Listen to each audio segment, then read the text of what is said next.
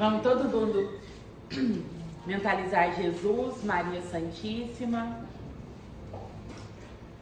Que a gente possa se desligar de tudo que nos atormenta lá fora. Que a gente consiga se concentrar. Essa oportunidade que estamos tendo de estudar. Ave Maria, cheia de graça, o Senhor é convosco, bendita sois vós entre as mulheres, bendito é o fruto do vosso ventre, Jesus. Santa Maria, Mãe de Jesus, rogai por nós, pecadores, agora e na hora de nossa morte, que assim seja.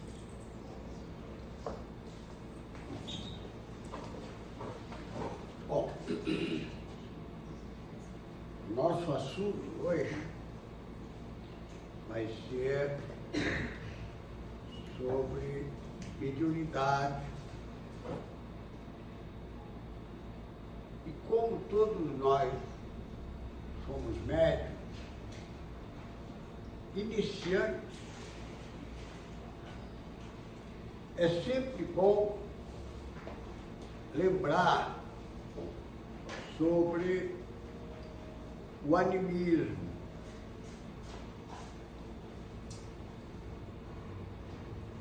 O animismo foi, durante muito tempo, combatido veemente pelos orientadores dos centros de desobsessão como uma contaminação que não deveria existir. Mas, devagar, o estudo trouxe para nós conclusões importantes. Como nós podemos definir o animismo?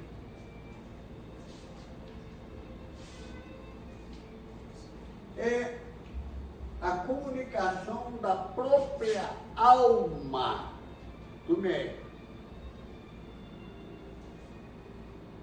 Em todas as comunicações mediúnicas é necessário levar em consideração o fator anímico. Todas as comunicações mediúnicas.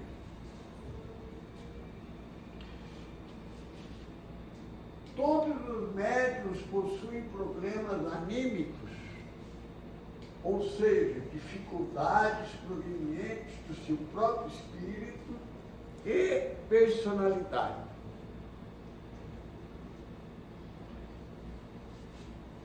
É comum que essas anormalidades emocionais ou psicológicas aflorem durante o transe mediúnico.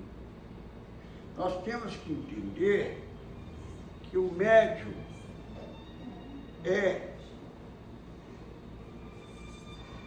um espírito encarnado.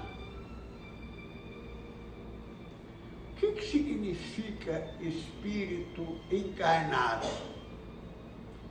Ele tem uma limitação muito grande,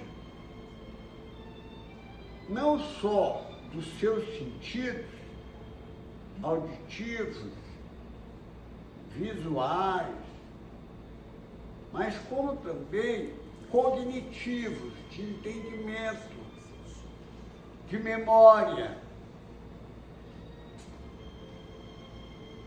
Alguns animais, por exemplo, apresentam muito mais sentidos do que nós, humanos. Então, o espírito, poderíamos dizer que está enclausurado no corpo físico. Como diz o livro dos Espíritos, ele está preso no corpo. com limitações importantes. Então, como dizia o Chico, a comunicação mediúnica é como se alguém, num dia de chuva, estivesse dentro do carro, tentando falar com outra pessoa no carro ao lado, ambos com o vidro acionado e embaçado, e um querendo falar com o outro. É mais ou menos isso, as dificuldades que nós encontramos na comunicação mediúnica. Só o tempo, a experiência, a humildade, o reconhecimento das próprias limitações permite ao médium melhorar.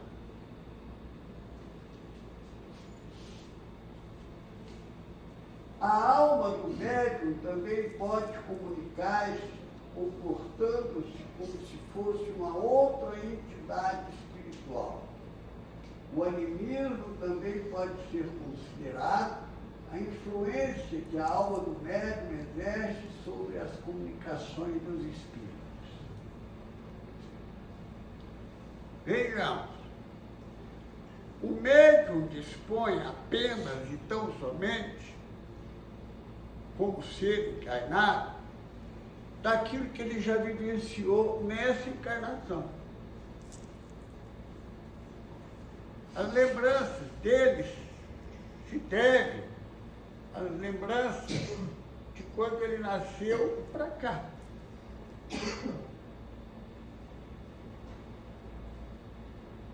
A não ser espíritos que tenham sido preparados para um mandato mediúnico, que já vêm preparados, adaptados à nossa realidade. Como Chico Xavier, por exemplo, e como tantos outros que ficaram perdidos aí na história da humanidade.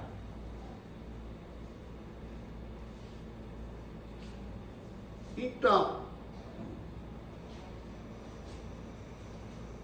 o fenômeno anímico, portanto, na esfera de atividades espíritas, significa a intervenção da própria personalidade do médium nas comunicações dos espíritos desencarnados, quando ele impõe nelas algo de si mesmo, a conta de mensagens transmitidas de além-túmulo.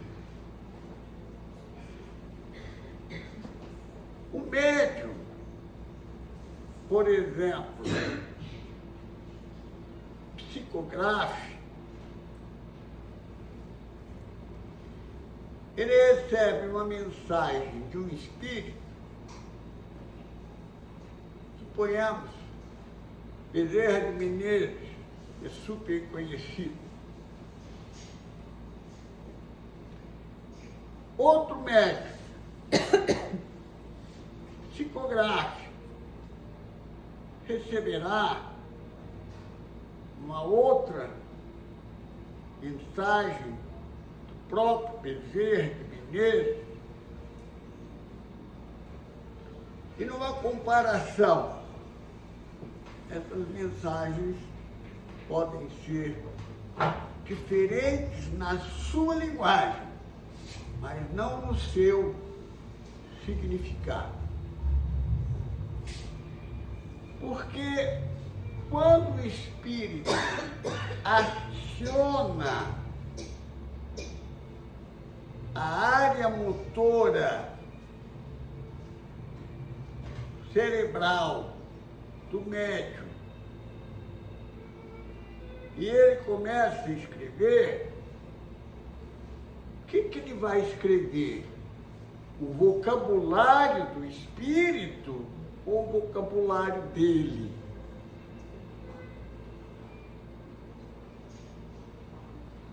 vai escrever uma mistura entre os dois. Essa mistura será purificada com o tempo, na medida que houver mais participação do espírito do que do médium. Nós podemos ver em trabalhos psicográficos, mediúnicos, que muitas palavras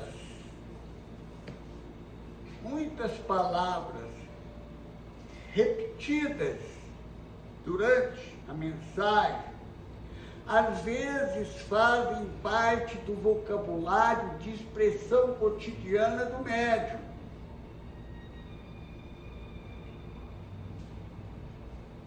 Por quê? Foi tirado dele.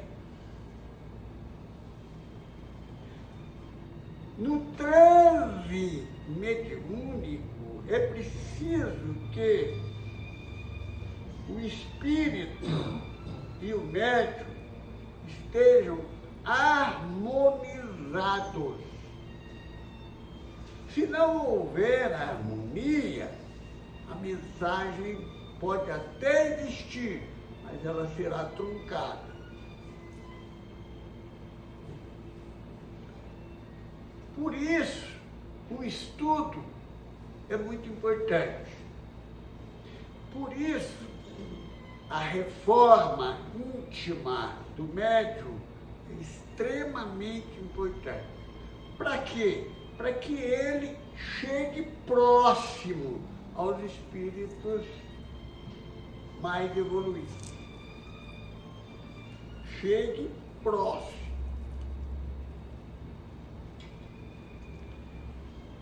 O animismo, então, seria essa participação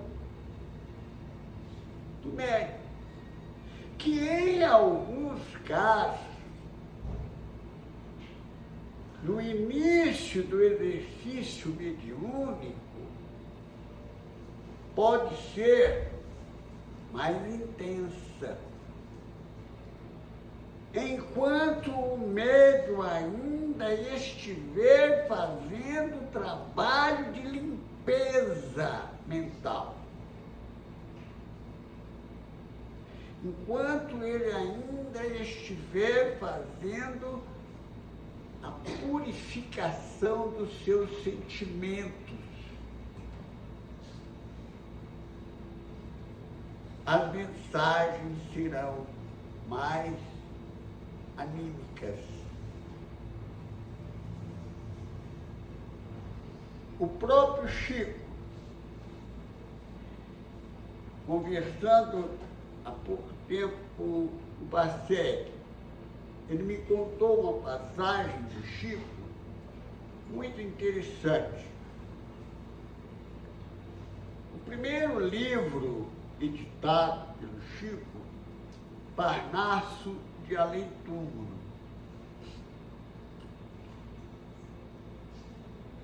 Sabe do que é Parnaso?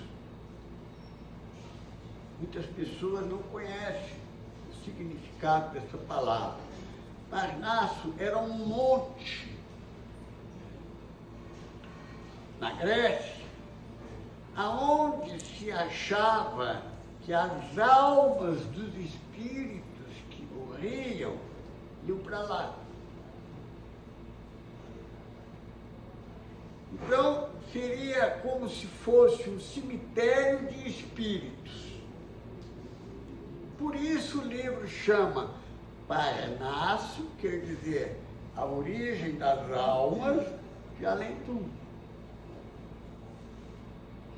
Nesse livro, havia uma coletânea de poesias de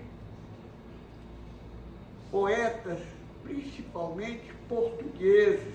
Há também brasileiros, mas também maior número portugueses. E o Chico recebeu essas mensagens. Interessante que esse estudo, esse livro, foi feito pela Academia Brasileira de Letras. E os integrantes da academia foram concordes em afirmar que em cada poesia, que eram de poetas diferentes, havia um estilo próprio do poeta. Vejam que o Chico já começou lá na frente. Mesmo assim, depois de muitos anos, 30, 40 anos atrás, na frente, desculpa,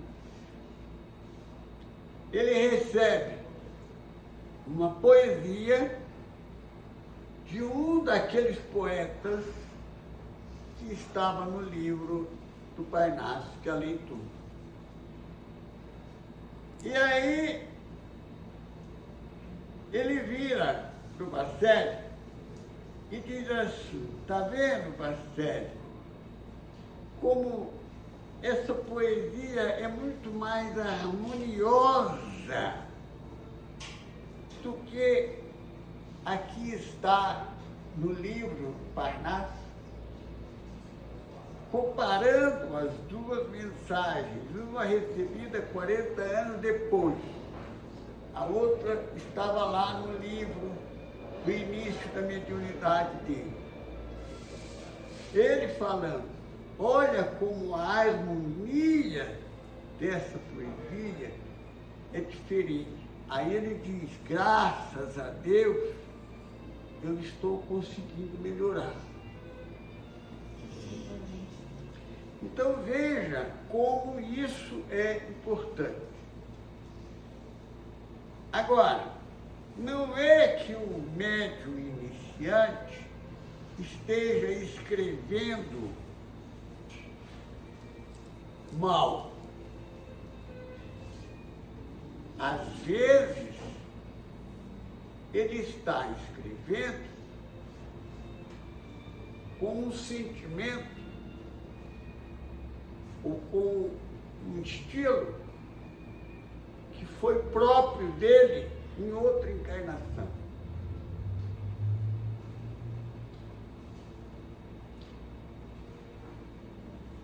É isso que é importante. Agora, dizem, não, essa mensagem, então, não é do médium, não é do espírito. Ela é do médium. Ela é uma mensagem, nós podemos dizer, mística. É uma mistificação. Não. A mistificação é quando o médium sabe que está enganando. Agora, quando no transe mediúnico ele desconecta-se, o seu corpo desconecta-se do seu espírito, e o espírito ganha, naquele momento, toda a sua história reencarnatória. Imagine, suponhamos para um cálculo, 100 reencarnações. Vocês acham que o espírito que carrega a experiência de 100 vidas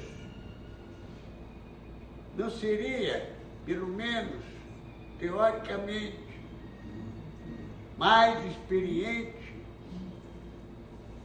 mais rico do que aquele que está preso a uma reencarnação que ainda nem acabou? Então é isso que acontece no animismo. O médium não está falsificando. Ele simplesmente deixou que o seu espírito se comunicasse.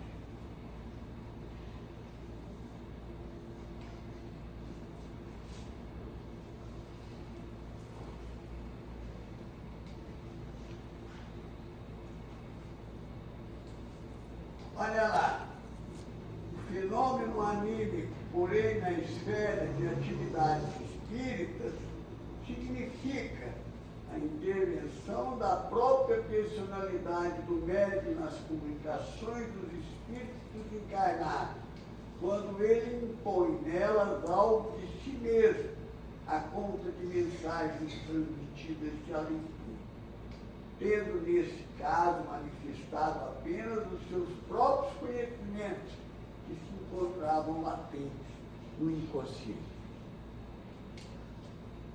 É preciso entender quando, na doutrina espírita, nos livros do Pentateuco, se refere ao esquecimento. Esse esquecimento é parcial. Como é que seria isso? É um esquecimento que se dá nos detalhes. Mas a essência influencia a nossa vida atual. Isso é o conceito de inconsciente.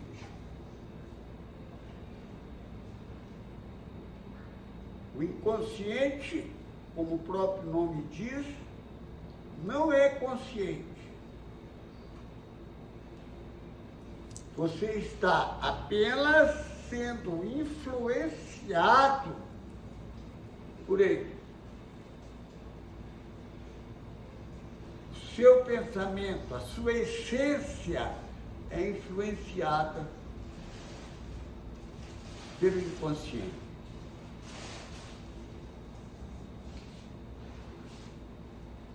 Assim, quando se afirma que determinada comunicação mediúnica foi puro animismo, quer-se explicar que a alma do médium ali interveio com exclusividade, tendo ele manifestado inconscientemente apenas os seus próprios conhecimentos e conceitos pessoais, embora depois os rotulasse com o nome de algum espírito encarnado.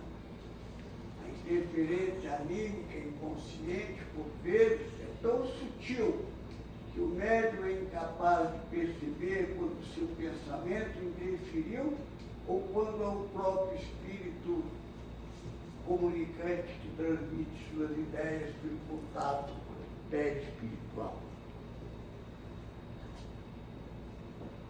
É bem verdade que no início, muitas vezes, acontece isso aí. Mas, vejamos, qual é o conceito de médium? É aquele que sente a interferência do espírito.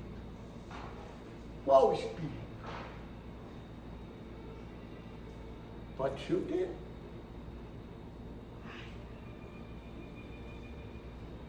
Não necessariamente o espírito alheio, mas o dele.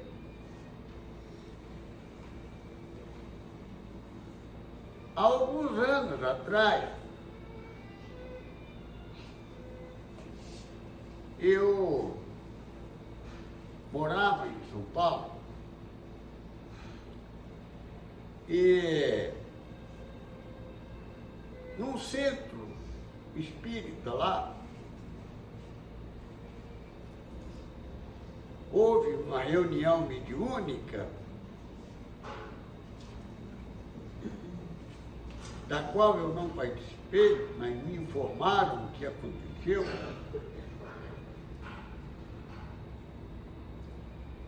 Um médium recém-chegado na casa participava daquela reunião.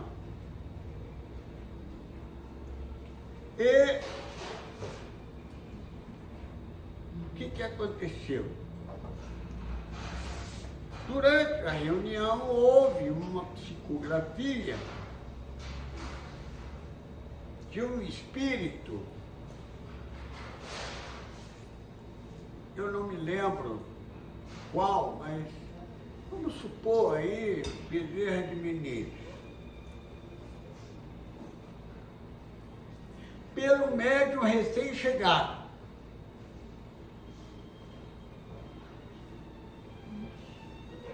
Enquanto que os outros veteranos ou não receberam nada, ou receberam mensagens simples. No final da reunião, acesas as luzes, um dos médiuns mais antigos da casa disse: isso aí não é válido, essa mensagem aí, porque eu trabalho aqui há 30 anos e não recebi. E esse rapaz que chegou agora está falando que essa mensagem é do Bezerra de Menezes. Olha quanto orgulho. Aí tá, um discute, o outro fala. Olha, vamos fazer o seguinte, o diretor do trabalho. Vamos até Uberaba, vamos levar essa mensagem ao Chico Xavier e ele vai dizer se é ou não é Bezerra de Menezes. E aí trouxeram a comissão, 3 ou 4 médicos da casa, trouxeram a mensagem para o Chico. E o Chico olhou a mensagem, falou: que mensagem bonita. Aí eles disseram: mas é do Bezerra ou não é? Ele falou: não importa. O nome assinado. Eu estou dizendo que o conteúdo da mensagem é muito bonito. Então, os médios saíram de cabeça baixa. Quer dizer, não interessa se foi mesmo Bezerra que assumiu a mensagem, mas o conteúdo dela é bom, é bonito. Doutor Edson, agora eu... Está na hora. Eu só queria acabar esse instante. Tudo bem, vamos lá. Pronto, já coloquei.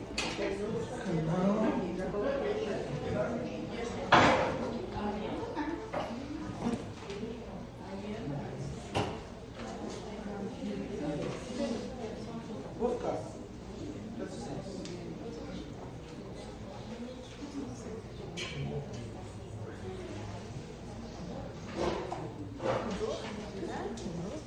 Eu vou pôr a perna pra cima da doendo.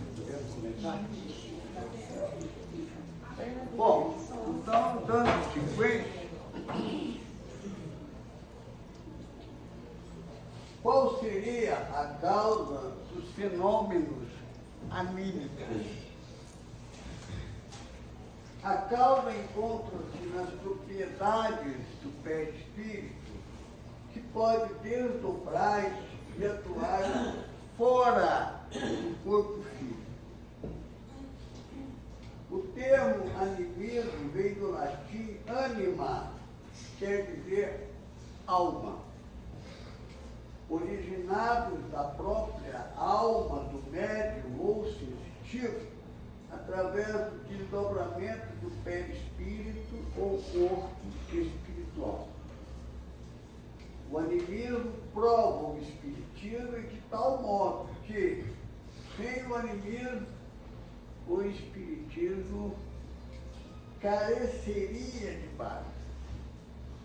Ou seja, não teria razão de ser.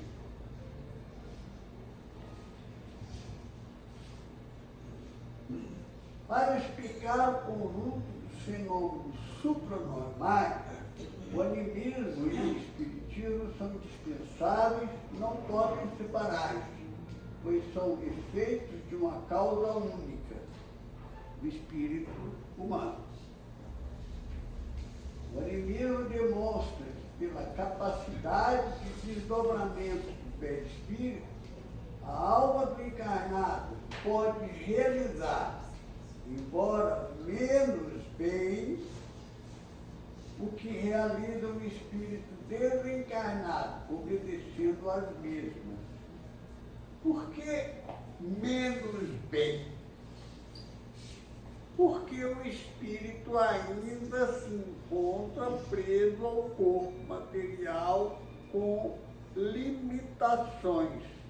Ele não tem a amplitude dos ganhos sensitivos e cognitivos do espírito livre, mas ele tem mais do que o espírito preso ao corpo. Deu para entender? Quer dizer, o espírito semi-liberto, ele pode manifestar-se mais amplamente do que ele faz preso ao corpo.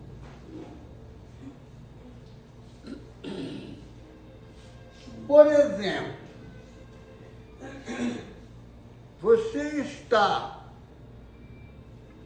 envolvido com a solução de um problema, pensando no problema. Aí, você para e faz uma prece. No momento da prece, se ela for sincera, do fundo da sua intimidade, vamos dizer, para evitar a palavra alma e coração, você dá uma pequena desligada. Você se sintoniza mais com o alto, com a espiritualidade, do que com o seu corpo.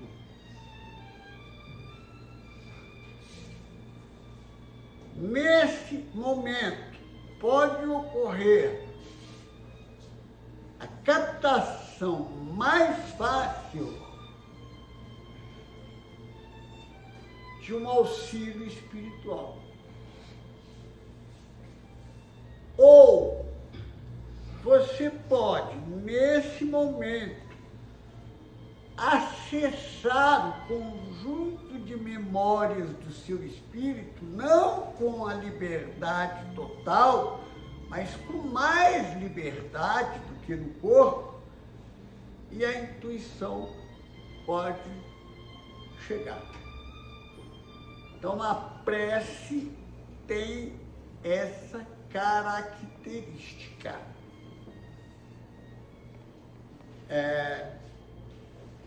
Eu acho que é muito interessante, porque muita gente evita ler a prece no Evangelho. Aqueles últimos capítulos, pedi e obtereis, principalmente, isso aqui é prece, eu já sei fazer, não está interessado. Vamos ver outras coisas. Não, eu acho que a prece é muito interessante ser lida,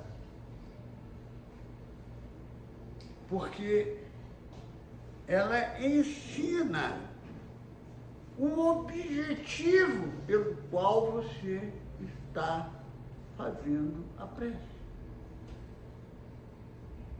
Não queira pedir a solução do problema como mágica. Não vai acontecer. Saiba pedir a força e o entendimento para que você possa escolher uma solução boa. Esse é o sentido da prece. Não é, não, vamos resolver esse problema aí. Não, não é isso. Jesus não falou isso. Vinde a mim aqueles que estão aflitos e eu os aliviarei. Ele não disse, eu vou resolver o seu problema.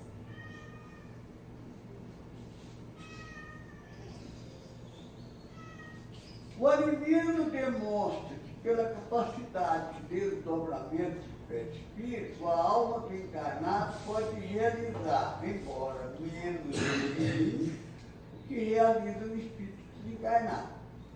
Os fenômenos anímicos de desdobramento perispiritual podem ser fenômenos de telepatia, transmissão de impressões da distância, na ocasião, eu era médico residente em Campinas e eu estava chegando no meu apartamento e era uma espécie de república, uma senhora que alugava os 3 quartos do apartamento, cada um para um médico, ela não aceitava estudante. E um rapaz que ocupava o quarto estava acabando de ser expulso do apartamento porque a senhora imaginou que ele tivesse levado a namorada lá para fazer um encontro, alguma coisa assim, que na realidade não foi. E aí ele ficou muito chateado, desesperado, porque ele morava em Mato Grosso. Ele estava fazendo residência numa outra área que não era a minha, uma residência no Hospital das Clínicas. Então, ele não tinha carro. Eu tinha um Fusca tombado pelo patrimônio histórico. Então, eu disse para ele, olha, eu posso te ajudar, se você quiser, eu só vou entrar em atividade mais tarde. Então eu tenho aí umas 2 horas, a gente pode procurar alguma coisa. Não, eu quero, então vamos. Tá, botou a mochila dele, mais algumas coisas, e nós fomos. Aí vamos procurar perto do hospital, porque fica mais fácil para você. Aí nós entramos numa rua, perto do Hospital da Beneficência, e aí tinha uma senhora numa casa, num alpendre, e a hora que eu estava entrando na rua estreita, ela fez assim, parei o carro, falei, a senhora está precisando de alguma coisa?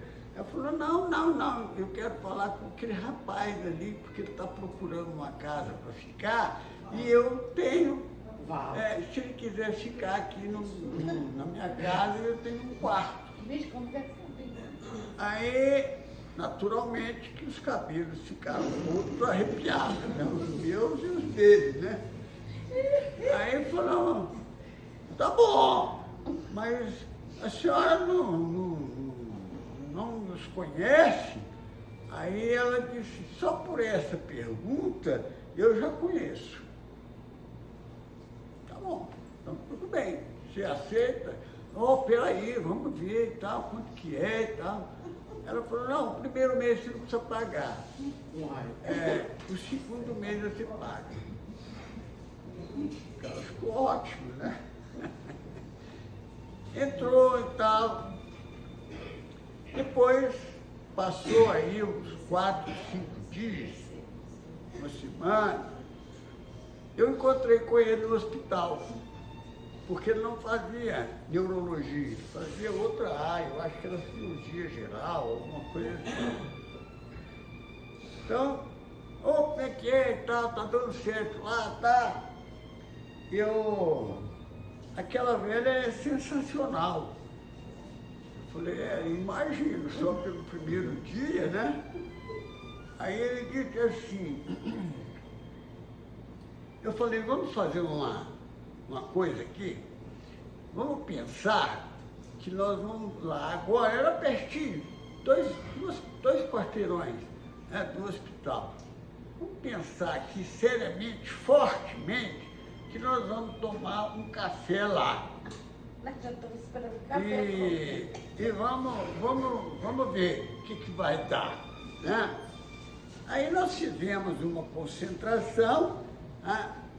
E houve ali uma coisa que eu tive que tomar providência, e nós saímos uns 15, 20 minutos, mais ou menos, depois dessa concentração. E fomos lá. Chegamos lá, a velha tinha feito café, tinha assado pão de queijo. Né? Aí eu falei, não tem condição. Esse aspecto, esse encontro me marcou profundamente. Isso foi um ato de desdobramento. Você não acha? Opa! Você sabia tudo. Muito bom, né? Muito bom. Fenômenos telecinéticos. Coitado do marido dela. O marido dela me contou uma vez, era um senhor que era muito simpático. Eles não eram espíritas, eles eram teosofistas. O que é isso? Tá? A teosofia foi, ou é, né, um ramo do conhecimento espiritual, né, que foi desenvolvido, ficou famoso pela Madame Blavatsky, que era uma russa. E ela é como se fosse hoje aquilo que a gente chama de espiritualismo. Tá? Não é doutrinário espírita, mas acredita nos espíritos. E o marido me contou que uma vez ele estava fazendo a barba e ela chegou por trás dele, no espelho grande, no banheiro. Ela chegou por trás, ele olhou no espelho e viu uma outra pessoa. Né? E aí ele ficou impressionado, arrepiou o cabelo, porque ele não era tão desenvolvido mediunicamente como ela. E aí ele falou, mas o que é isso aqui? E olhou para trás. Né? Aí ele viu a mulher. Ela deu uma risadinha, falou, é bem diferente, né? E ele ficou sem saber. Aí ele perguntou para ela. Ela falou, essa daqui é a minha última encarnação. Meu Deus do céu. A coisa é uma palavra. desdobramentos de objetos à distância. O que é isso? É você movimentar um objeto à distância. É uma espécie de poltergeist, porque poltergeist, na realidade, é você colocar fogo, né, à distância, pela força da mente. Aí agora, o telecinético, desdobramento. Mas isso aqui é anímico, isso não é mediunidade. É bom que a gente esclareça isso. Isso não é mediunidade, é fenômeno anímico. Depende de você. É uma relação entre você e seu espírito. Tem nada a ver com outro espírito. Por exemplo, vou contar um outro fenômeno anímico. Isso está no livro dos médiuns. Doutor Elias ia sair com o Chico. Aí ele chegou na casa do Chico, bateu no portão, o Chico foi abrir. Aí o Chico falou, não, vamos tomar um café primeiro. Aí o doutor Elias entrou, sentou, tomou café, agora vamos. Eles estavam abrindo o portão de saída, passou um bêbado, que estava xingando todo mundo, gritando, agressivo. Aí o Chico parou, falou, vamos entrar. Aí entrou, fechou o portão, e os dois ficaram mudos, parados, atrás do portão fechado. Aí o Chico fechou o olho e falou assim, agora a gente pode ir, porque ele está virando a esquina lá na frente. Quem conhece a casa do Chico sabe que é pertinho da avenida, ali, João 23, né? Então, ele falou, ó, está virando a esquina lá na frente. Aí ele saiu. Isso é fenômeno anímico. Não houve a participação de espíritos aí, tá? O que acontece? É que o médium, muitas vezes, ele tem um desdobramento anímico, ele tem propriedades anímicas, tá? Então, depois dessa nossa conversa, aproveita para pegar o livro dos médiuns ou o livro dos espíritos e dá uma olhadinha sobre fenômenos anímicos e a mediunidade. Isso é interessante, né, doutor? Eu peguei o bonde andando, né? Cheguei no segundo tempo. Mas é interessante porque as pessoas confundem esses fenômenos anímicos com mediunidade. Você explicou muito bem que mediunidade é quando há a interferência de outro espírito, ou seja, tem que ter o médium aqui e o espírito aqui para ver o fenômeno mediúnico. Mas esse tipo de fenômeno é a própria pessoa que produz. Não tem auxílio de espírito ali, não tem conexão com o espírito ali, não tem um segundo espírito ali que está causando isso. É a própria pessoa, é o próprio espírito da pessoa preso aqui no corpo de carne, né? Por ser médium também. Então ele provoca esses fenômenos. Ele tem capacidade de promover esses fenômenos. Então isso é muito interessante, ficou muito bem explicado. Outra coisa, só um minutinho, outra coisa que eu vou fechar esse assunto. Qual é o conceito de mediunidade? Allan Kardec traz no livro dos médiuns todo aquele que sente o efeito do espírito. Tá, tudo bem, todo mundo já sabe disso. Agora, um conceito que o Hermínio Miranda tem em um dos seus livros, que eu aconselho todo mundo a ler a obra completa, porque ele é simplesmente sensacional, tá?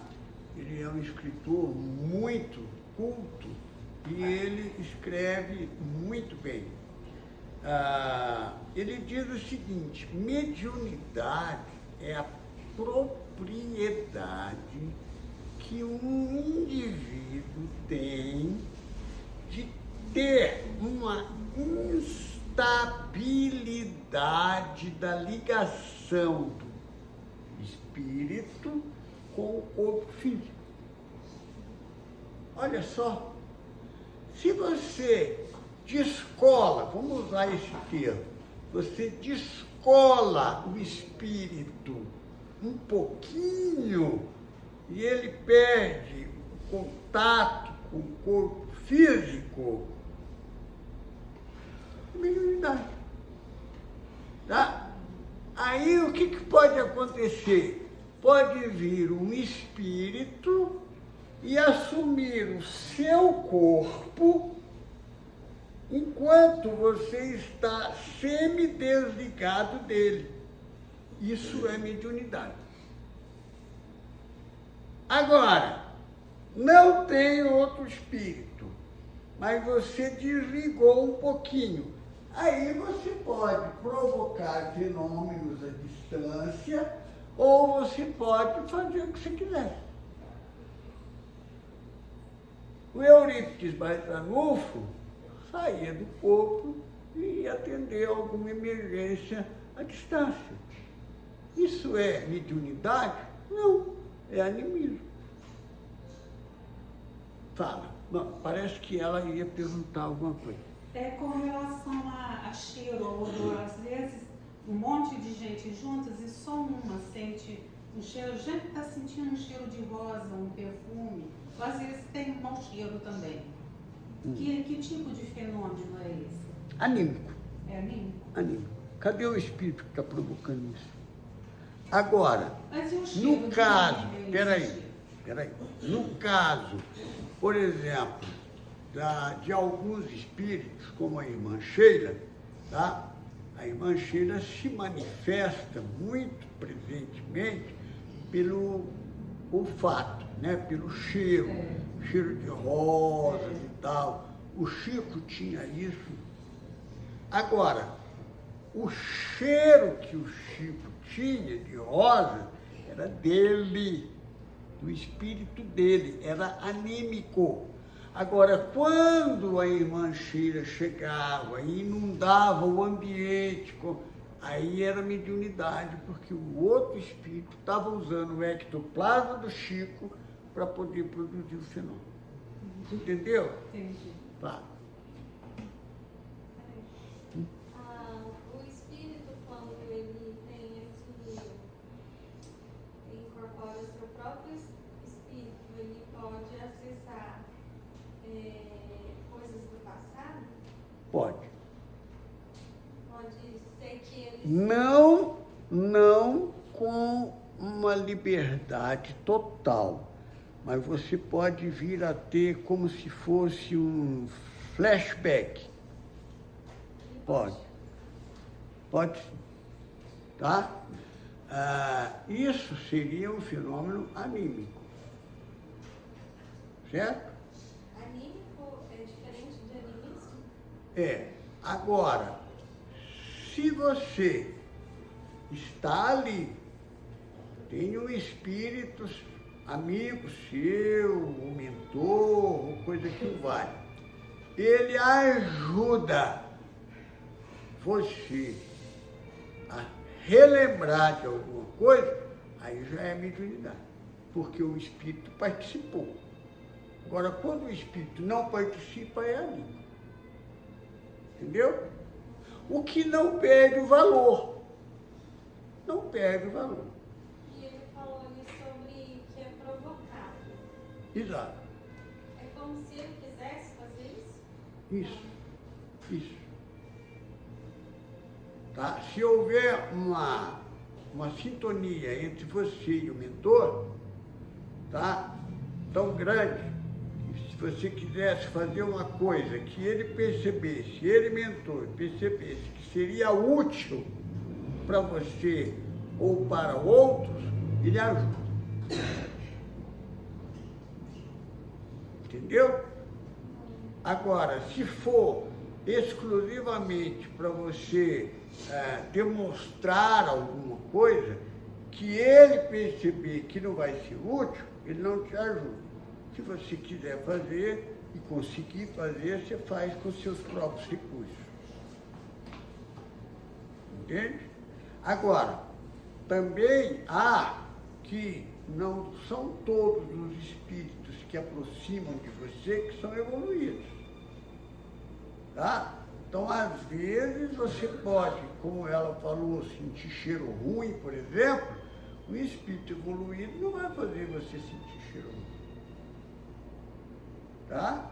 E, às vezes, o cheiro ruim que você está sentindo é o do próprio espírito, o que é muito comum. Porque vibrações de baixa frequência produzem fenômenos desagradáveis. Você entendeu? Entendi, assim, sempre quando é um espírito mais elevado, ele não vai querer fazer se aparecer ou se fazer alguma coisa para você desconfiar se é elevado ou não, é que ele não vai fazer nada que possa te assustar ou para aparecer. Você já ouviu falar nas mesas girantes? Já? Quem foi que produziu as mesas girantes? Foram espíritos bons ou espíritos de baixa categoria? Foi os bons. De baixa categoria. Por quê? Eles foram permitidos para despertar a atenção das pessoas. Tá? Havia um comando dos benfeitores, tá? Coisas que eram permitidas e coisas que não eram permitidas. Mas os maus espíritos, os espíritos brincalhões, é que fizeram a festa toda. E esse negócio aí também, que chama, né? No início, quando eles usam telefone, rádio, essas coisas para chamar a atenção, que toca, mas não tem identificação. Tá. O Isso que também é isso isso que é ela animismo? está perguntando? Isso é Manifestações, Isso é animismo? manifestações, digamos, esdrúxulas, quer dizer, que não tem sentido nenhum. Isso é mediunidade mal disciplinada. Então, você está doando o seu ectoplasma, ele está sendo retirado de você e os espíritos brincalhões estão promovendo movimentos, brincadeiras, chacoalhar de coisas e tal, perto, para te impressionar. Isso não é de bom espírito. Quando estiver acontecendo isso, reza, Mas se afasta. Mais alguma pergunta? Bom, fenômenos telefônicos, aparições à distância. Mais ou menos o que nós já falamos do Eurípides Paetano, né? Fenômenos teleplásticos, formação de corpos materializados. A formação de corpos materializados, corpo, ele não está falando de espírito. Então, se é corpo materializado, é um misto misto de fenômeno anímico com mediunidade. Porque o recurso é seu, mas pode haver interferência de espíritos outros. Tá? Há fenômenos que estão no meio do caminho, não podem ser anímicos absolutamente, não pode ser mediunidade absolutamente, são mistos. A mediunidade e efeito físico, seriam os dois. Exato. Tá? A mediunidade de efeito físico, ela é feita com a doação do ectoplasma do médium e a orientação do espírito.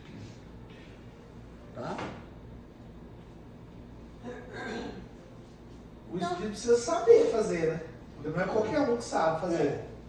Não é? Sabe. O espírito precisa saber como se proceder para poder realizar esse tipo de fenômeno. Por exemplo, a maioria dos trabalhos de efeito físico no Brasil, a maioria, não todos, a maioria, tem a participação do Zé Grosso e do Palminho. Que é isso? São dois espíritos especializados em efeito físico. Aqui no Rio, em Santa Catarina, no Paraná,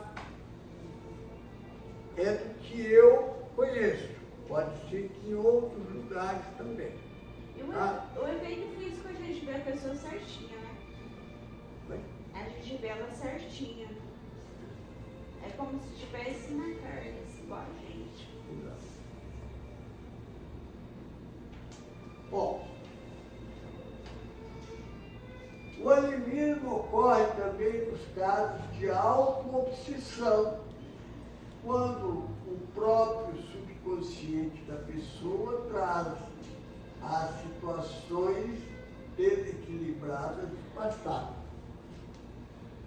Muita coisa que é tida como obsessão, na realidade é auto-obsessão. O que é? Não? O que é auto-obsessão? A auto-obsessão é quando o espírito do encarnado permite uma lembrança inconsciente que interfere sobre os seus próprios pensamentos. Por exemplo, suponhamos que você tenha tido um crime no passado, você tenha cometido um crime no passado, em outra encarnação. Você vai ter, nessa encarnação agora, você não vai lembrar de que você matou o seu filho, por exemplo. Mas você vai ter um quadro de pensamentos negativos que vão influenciar os seus atos nessa vida. E por mais que você se esforce, você vai ter dificuldade em controlar esse pensamento. tá? Isso é auto-obsessão. Eu vou tentar dar um exemplo prático. Eu atendo uma pessoa que ele tem um problema mental e é um quadro psicótico. E ele tem 4 filhos. Um filho mora em outro país e os 3 outros filhos, todos têm problema mental.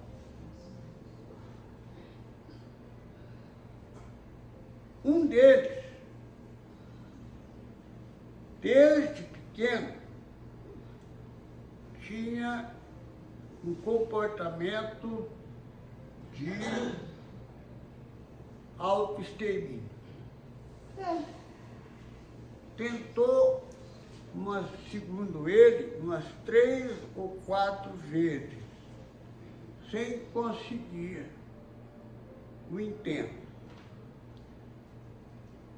Na última vez, ele conseguiu. Enforcou-se. E ele me contando essa história, ele me falou: doutor, tinha um pensamento consistente, diário, de autoextermínio. Nós levamos no centro espírita, respeitado, não falou se era em Uberaba ou não, e 2 médicos falaram que não havia sinais de obsessão, que provavelmente era uma auto-obsessão. Um outro caso,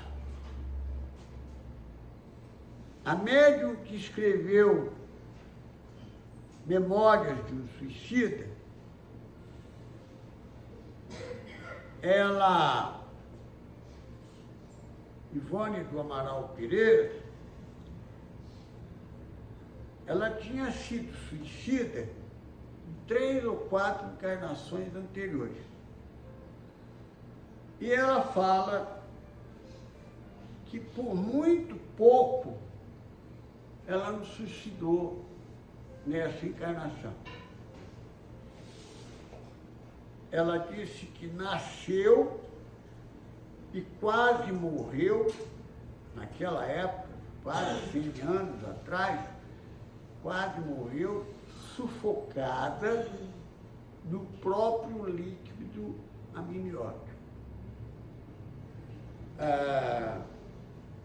Guardada as informações de uma leiga, né, mas realmente é interessante quadro de auto-obsessão. Então quer dizer que ela ia tomar esse líquido, beber, para suicidar de novo? Mesmo beber? Doutor, É espírito velho. É um espírito, não é o corpo. Só o corpo e O corpo é novo, o espírito é velho. vamos comentar também, quando a pessoa chega lá, por exemplo, no seu consultório, para tirar uma, né, para conversar, é muito difícil reverter quadros de obsessão ou de auto-obsessão nesse nível que as pessoas estão lá, Pedro, porque requer um esforço muito grande. Lembra que a gente falou que a pessoa primeiro precisa se auto-detectar? Eu sei que eu tenho isso. Então eu preciso melhorar essa questão. E para a pessoa que está se auto-obsidiando, doutor, é muito difícil, como todo vício, é difícil você sair dele, é muito difícil você sair da auto-obsessão também. Por isso, a gente que tem um pouquinho de mais discernimento, não que nós não somos loucos também, e que nós não necessitamos de amparo, Pedro. Mas nós que temos esse pouquinho a mais, a gente tem que seguir aquela receita de Jesus e tentar passá-la para frente. Que receita é essa? O orar e vigiar. Então a gente sabe como funcionam esses mecanismos, orientar essas pessoas que estão nessa auto-obsessão, que elas precisam entender que elas estão. E a questão do orar e vigiar. Por isso que Jesus batia tanto nessa tecla, doutor. Porque o orar é você sair desse quadro de auto-obsessão, que a pessoa fica o tempo todo, você citou o caso, que a pessoa ficava o tempo todo pensando em se matar, o tempo todo. E não era espírito que estava fazendo aquilo, era ela mesma. Juliano, aproveitando o gancho do senhor, que está trazendo essa questão, eu queria perguntar para o doutor Edson, nessa questão da auto-obsessão, se nós começarmos a orientar o paciente, né, o cidadão, a mudar e elevar o pensamento ali na frequência do amor, da luz, da paz, da gratidão, através do autoconhecimento ali, isso já puxando um pouco para o lado do meu trabalho ali, né? É através do autoconhecimento, dentro do sofrimento psíquico do cidadão, mostrar para ele essa tentativa de reversão, né, ou da auto-obsessão, ou pelo menos amenizar, né, essa questão da baixa frequência, da vibração aí, da auto-obsessão.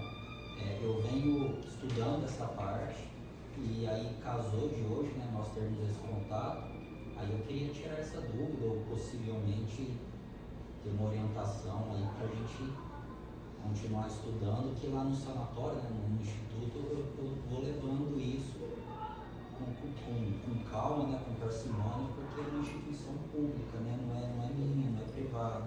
Então eu tenho muita calma lá também para estar mostrando essas questões. Olha, é claro, evidente, que se você se empenhar em tentar ajudar uma pessoa com auto-obsessão, você pode ter êxito ou não. O Bezerra de Menezes, ele teve um filho com um problema psicótico. O menino era esquizofrênico, tá? E tinha ideias fixas. Ele tentou trabalhar isso 30 anos na Federação Espírita Brasileira, que tinha um centro espírita lá dentro e que o Bezerra trabalhava como dialogador, né, como se diz hoje, mas doutrinador, como se falava no passado. Não conseguiu. O menino morreu com sérias complicações. Agora, é claro que tentar você pode conseguir alguma coisa. Não tentar, você não vai conseguir nada. Então, a gente tem que pensar assim, né? Dependendo da pessoa, se ela tiver um pouquinho de consciência, se ela tiver um pouquinho de esclarecimento, água mole, pedra dura, você vai conseguir alguma coisa. Fala. O sentimento de culpa, ele faz a gente se cobrar demais. E às vezes a gente entra numa sessão dessa involuntária. E aí a gente começa a ficar pensando demais nisso, se cobrando demais. E se você acha que tiver uma tendência a fazer isso, eu acho que é um caminho talvez você orientar a pessoa a não se cobrar tanto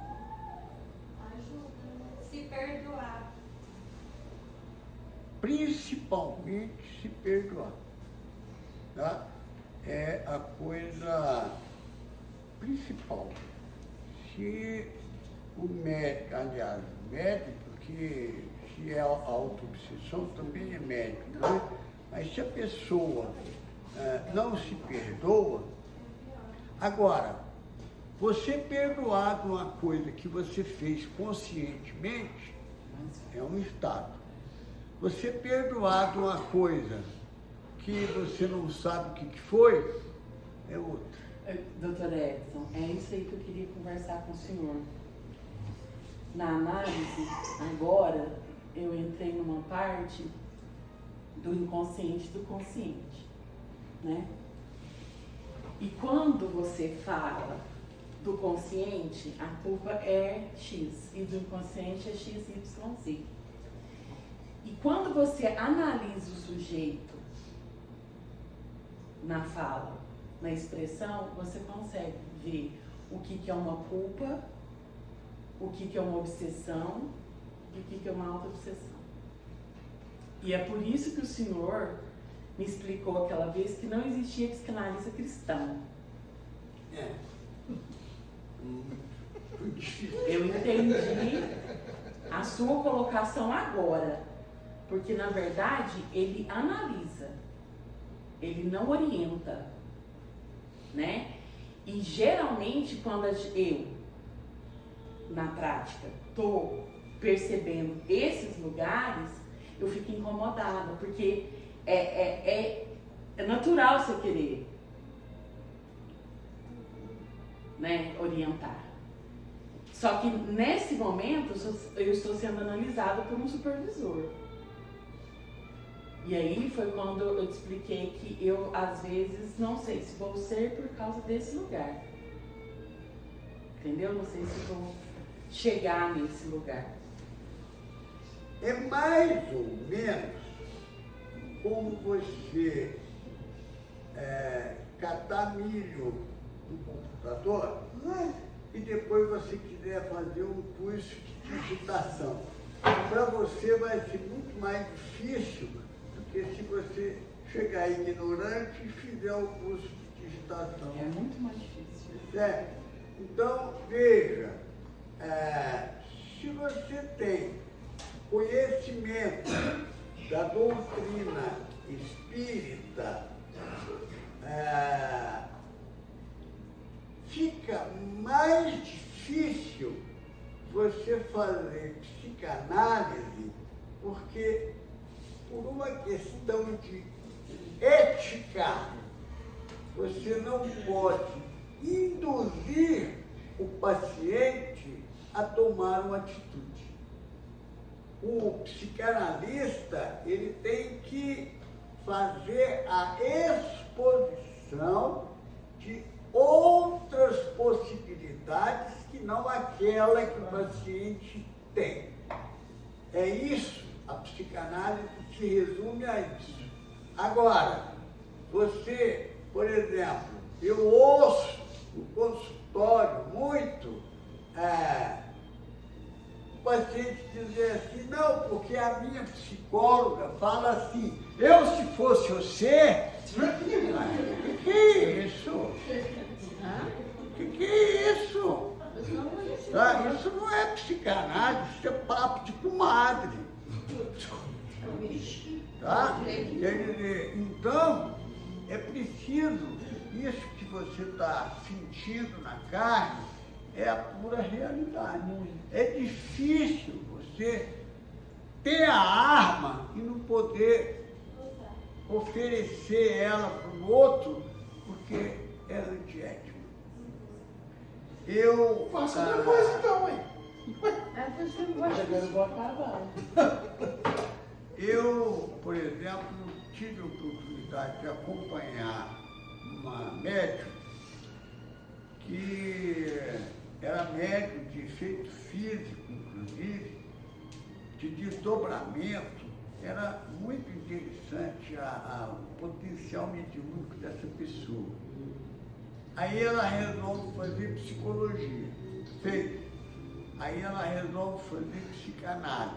ela fez mais ou menos uns 20 anos de psicanálise didática. Tá? É uma pessoa de renome, foi uma pessoa de renome em São Paulo. Ela, de espírita, ela se tornou quase que praticamente agnóstica, ou seja, não acreditava mais em Deus. E o pior de tudo é que ela arrastou o marido também. Tá? O marido também entrou na linha. Então, veja, é uma opção que a gente tem. Tá? Agora, por isso que o ambiente psicanalítico é o consultório. Aqui eu sou psicanalista. Então nós vamos trabalhar com a técnica. Agora, se a gente for tomar um café numa lanchonete e você me contar um problema, aí eu posso dar minha opinião pessoal. Eu não estou fazendo nada. Né? Então é convidar o paciente para ir tomar um café e lá se Então, porque nesse período eu estou sendo analisada, eu não posso convidar ninguém para tomar café, é bem complicado. Tá? Por isso que o psicanalista, ele não pode fazer amizade com o analisado. No momento em que ele estabelece um vínculo de amizade, acabou. Aí ele tem que passar o caso para outro, porque é antiético e vai ferir tudo aquilo que ele construiu até aquele momento. É muito sério, muito sério. Bom,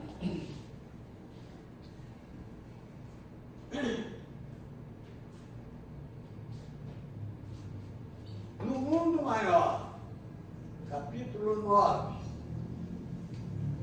a tese animista é respeitável. Partiu de investigadores conscienciosos e sinceros e nasceu para coibir os prováveis abusos da imaginação. Olha que profundidade. Entretanto, vem sendo usada cruelmente pela maioria dos nossos colaboradores encarnados, que fazem dela um órgão inquisitorial, quando deveriam aproveitá-la como elemento educativo na ação fraterna. O que ele está querendo dizer? Ele está dando um tapa de pelica naqueles orientadores de sessão de desobsessão, quando depois da sessão chama o médium à parte e fala: olha, você não deve fazer isso, você não deve fazer aquilo. Quem é ele para dizer isso? Ele tem que deixar na própria consciência do médium, a não ser que haja, vamos dizer, o abuso de um limite aceitável. Aí chama o médium e fraternalmente põe ele para fora, certo? Aí é outra coisa, outro problema. Mas não se deve interferir. Eu sempre ouvi, quando eu comecei no Espiritismo, há 30 anos atrás, eu sempre ouvia sobre que o Chico, a mediunidade, né? A mesa mediúnica que o Chico participava e tal, era muito rigorosa. Nada disso. As informações que eu obtive é que cada um fazia aquilo que... É claro que tinha ali um organizador, o Chico não era, porque médium não pode ser, né? Mas tudo dentro do razoável. Então eu acho que é uma questão de bom senso, de ética. O indivíduo que dirige uma sessão, que diz a sessão, ele deve ter um equilíbrio bastante sério para evitar qualquer deslize. Concorda com isso? Plenamente. É questão da moral, né, doutor? Se esse dialogador ele não tiver moral suficiente, como é que ele vai conduzir a sessão mediúnica e usar de educativo, mesmo com o médico que está tendo animismo ali, que está sendo mais ele do que mediunidade? Como é que ele vai saber educar esse médico se ele não tiver uma questão moral, se ele, conhecimento aliado à moral? Não consegue. Você falou do Chico, o Chico foi, o Arnaldo Rocha ficou por 28 anos na sessão mediúnica com o Chico, coordenando a sessão mediúnica, Clóvis Tavares também, e o Honório Arnaldo de Abreu. Então era um timão, né? Era um time de estrela. Clóvis Tavares. Milhares de companheiros fogem no trabalho, amedrontados, recuam ante os percalços da iniciação mediúnica, porque o animismo se converteu em cérbero, porteiro ou guarda intratável. Recolhido ao castelo teórico, inúmeros amigos nossos, em se reunindo para o elevado serviço de intercâmbio na nossa esfera, não aceitam comumente os servidores que hão de crescer. Nenhuma árvore nasce produzindo, e qualquer faculdade nova requer burilamento. A mediunidade tem, pois, sua evolução, seu campo e sua roda. Olha que palavras sábias, né?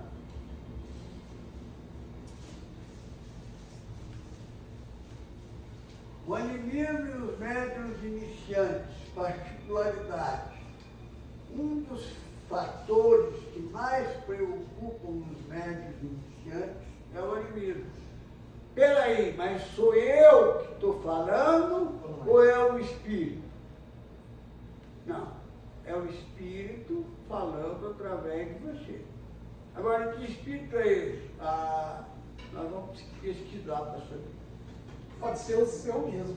Mas parece que quando no animismo você não fica inconsciente. Tem Agora, dos dois jeitos. um outro aspecto também que te envolve. O médium, ele é um indivíduo normal, né? Indivíduo, um ser humano normal. E como ser humano normal, ele carrega uma série de problemas, conscientes e inconscientes. Enquanto ele não resolver esses problemas, a comunicação dele vai ser predominantemente anímica. E como dizia o Chico, da comunicação que o médium faz, o primeiro a aprender é ele próprio. Então, muitas vezes, o Chico lia a mensagem na sala e depois ele pegava papel, porque o papel ia ser entregue para quem havia pedido a mensagem, né? Ele lia o papel porque ele queria aprender com a comunicação do Espírito. Muitas vezes, uma comunicação para alguém que está na plateia pega ou tem o sentido do próprio médium e de outros que lá se encontram.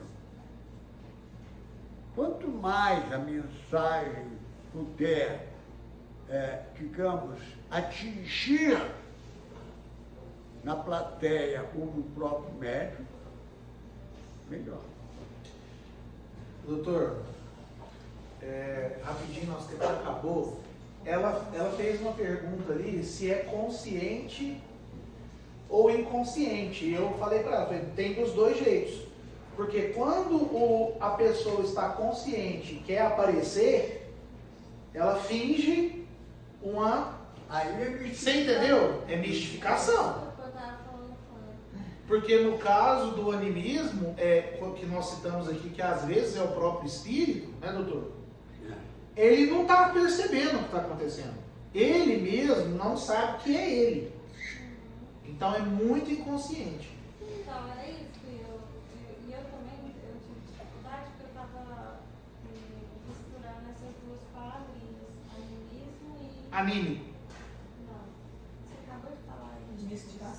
Misticismo. É Doutor, muito parecido. tem uma coisa interessante.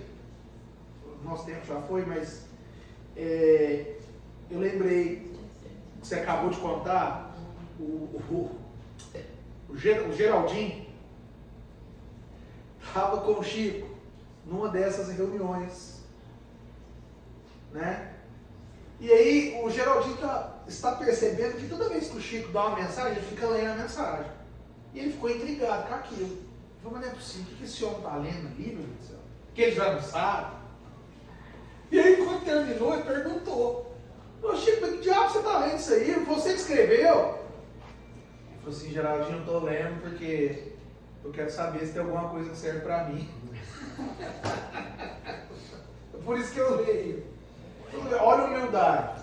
Claro que ele sabia, mas ele queria também dar o exemplo para todo mundo que estava ao redor. Então, sempre que ele escrevia, ele falava: eu estou lendo para ver se tem alguma coisa que serve para mim. E aconteceu um fato interessante com o Chico, por exemplo, quando ele foi psicografar com um outro psicógrafo, e então havia uma pessoa na plateia que tinha pedido uma mensagem, né? Você sabe dessa história? Não, continua.